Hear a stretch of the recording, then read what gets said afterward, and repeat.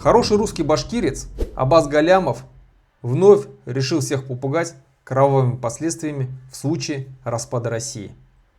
Дескать, слова о деколонизации только сплачивают глупое и трусливое население россиян вокруг Путина. Его статья об этом вышла в еженедельном латвийском журнале Free City. Называется она «Призывы к распаду России цементируют социальный фундамент власти Путина». Давайте прочитаем некоторые отрывки из этой статьи. Итак, он пишет. Россияне помнят, что распад СССР сопровождался большим количеством этнических конфликтов. Алматинские и Ферганские погромы, резня в Сумгаите и Ошской области, войны в Нагорном Карабахе, Таджикистане и Приднестровье, грузино-абхазские, грузино-осетинские, осетино-ингушские конфликты.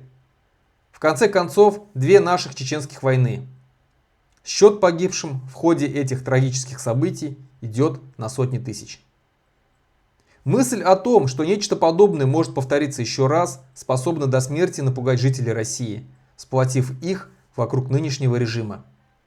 Пусть он коррумпирован и авторитарен, но если альтернативой ему станет межнациональное противостояние, то никаких перемен люди не захотят.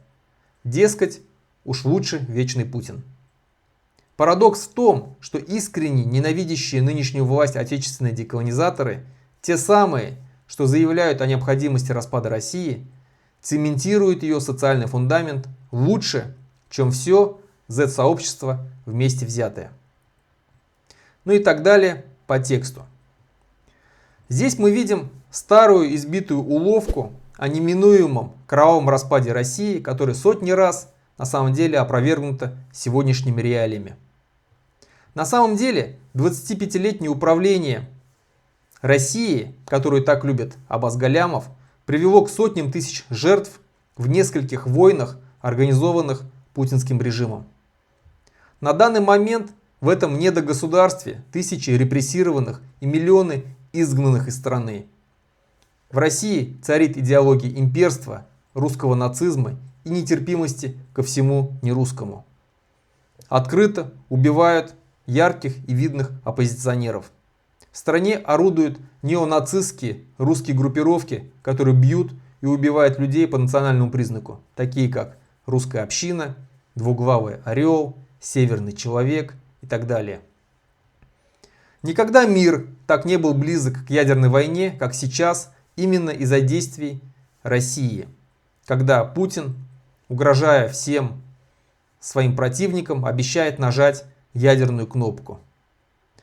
Но бояться надо почему-то гипотетических кровавых конфликтов, которые, по мнению Аббаса Галямова, обязательно произойдут, если вдруг Россия распадется. Сам Галямов тут же начинает врать и манипулировать фактами, когда приводит в пример вооруженные конфликты, которые произошли в большинстве своем во время существования еще самого СССР. Ну давайте просто по фактам. События в Алма-Ате произошли в 1986 году, и мы помним все их. Сумгаитский погром произошли в 1988 году. Ферганские события в 1989 году. Ошские события в 1990 году. Карабахская война началась в 1989 году. Грузино-абхазский конфликт в 1989 году. Грузино-осетинский конфликт в 1989 году. Остальные войны в Приднестровье, Таджикистане и осетино-ингушский конфликт действительно произошли после развала СССР. Но и здесь Аббас Галямов вновь сознательно не упомянул то, что, например, в Приднестровье конфликт спровоцировала именно Россия.